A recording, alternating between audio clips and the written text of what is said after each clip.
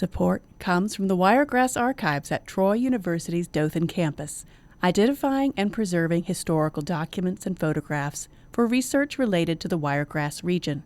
More information at troy.edu/wiregrassarchives. From Troy Public Radio, this is the Newswrap from In Focus, and I'm Carolyn Hutchison. With Alabama's primary election scheduled for next Tuesday, Todd Stacy, host of Alabama Public Television's Capitol Journal, shares a preview, and the Wildcard is the biggest one yet.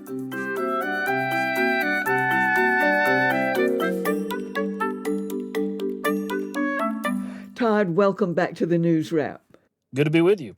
Todd, this is a big week leading into an important election. Can you get us up to date?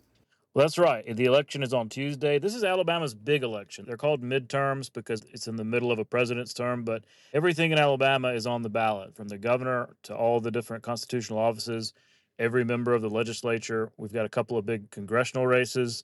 We've got a U.S. Senate seat on the ballot, so I encourage everybody to get out the vote. And it's important, what we've just learned this week in the wake of the Supreme Court ruling and last week's special session. And so a special election held in August for this new map. It's kind of an old map. The state is reverting back to what the legislature originally passed back in 2023.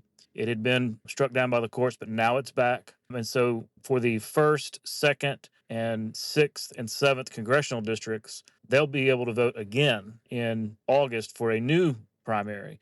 So I know that's a little confusing, but the important thing is everybody needs to get out to vote because all those statewide races are on the ballot. Those votes are going to count. These other special elections, that's something to worry about in the months to come. Give us a reminder, when you go to the polling place, do you have to declare which party you're voting in? This is a primary election, so you'll either choose to vote in the Republican primary or vote in the Democratic primary. There's no rule about, you don't have to be registered or anything like that. The only rule is in the runoffs, which we're going to have some runoffs. If you vote in the Republican primary, you've got to vote in the Republican runoff. You can't cross over and vote in the Democratic runoff and vice versa.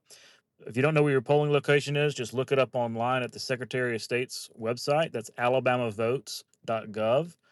Obviously, bring your ID, driver's license, or another form of ID to the polls and get out to vote. I would imagine, Carolyn, that your loyal listeners are pretty loyal voters also.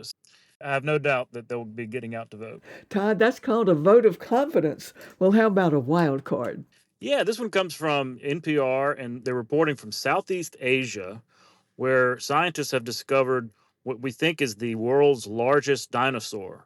They've uncovered fossils of a dinosaur that is the equivalent of 6 large elephants and 3 times the size of a Tyrannosaurus Rex. They're calling it the largest dinosaur ever found.